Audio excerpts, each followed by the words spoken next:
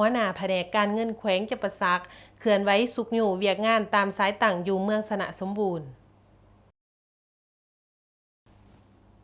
วันที่29พฤษภาคม2025ทานพิมพรพันดานุวงศ์กรรมการพรรคแขวงหัวหน้าแผนกการเงินแขวงจำปาสักพร้อมด้วยบรรดาคณะการที่เกี่ยวข้องได้ลงสุกอยู่ติดตามเวียกงานการจัดเก็บรายรับคุ้มครองรายจ่ายงบประมาณปี2025และเวียกปินออมต่างๆอยู่ของการเงินเมืองสนะสมบูรณ์โดยมีทานอำไส้พรมณีห้องเจ้าเมืองสนะสมบูรณ์ผู้สีนำเวียกงานเศรษฐกิจเมืองทานโพเงินปริญญาสิทธิ์หัวหน้าของการเงินเมืองพร้อมด้วยคณะของการหัวหน้าหน่วยงานและพนักงานวิชาการภายในของการเงินเมืองเข้าร่วม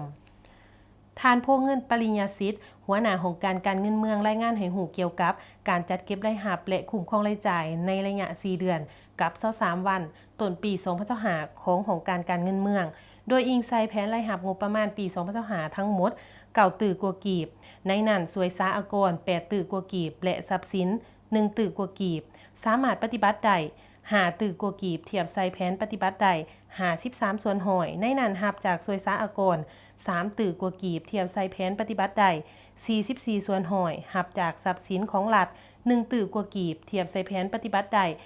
114ส่วนหอยรับดุลเดียงจากแขวงแผน3ตื่อกว่ากีบปฏิบัติได้2ตื่อกว่ากีบเทียบใส่แผนปฏิบัติได้61ส่วนหอยอันที่ผลเด่นมาหอดปัจจุบันของการเงินเมืองสนะสมบูรณ์ได้ปรับปรุงแบบแผนและวิธีการเคลื่อนไหวจัดตั้งปฏิบัติการจัดเก็บรายรับเข้างบประมาณของแขนงสวยสาอากรด้วยระบบ IT ที่ทันสมัยสิ้นการแจ้งเสียพันธะอากรและเสียสำหรับค่าพันธะอากรผ่านระบบ Tax List ร่วมการเสียค่าธรรมเนียมทางค่าธรรมเนียมใส่ที่ดินภาษีที่ดินผ่านระบบธนาคารซึ่งผู้ประกอบการและผู้มอบพันธะอากรสามารถเข้าแจ้งเสียอยู่ธนาคารด้วยตนเองหรือแจ้งเสียพันธะต่างๆผ่านช่องทางอื่นๆของธนาคารได้ตลอด24ชั่วโมง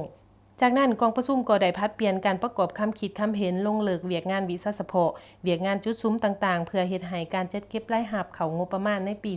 2025บรรลุตามแผนการที่กำหนดไว้ตอนท้ายก็ได้รับฟังการมีคำเห็นโอล่มจากทานพิมพรพันดานุวงศ์หัวหน้าแผนกการเงินแขวงเพื่อเป็นบอลอิงในการนำพาสีนำและจะตั้งปฏิวัติเวียกงานหอบด้านของการเงินเมืองในต่อหน้าตื่มอีก